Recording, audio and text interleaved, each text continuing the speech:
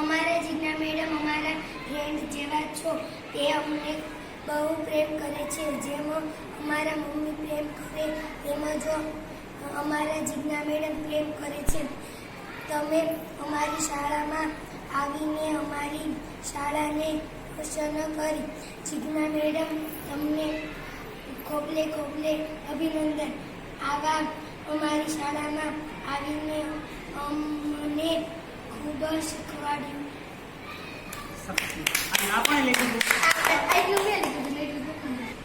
હમ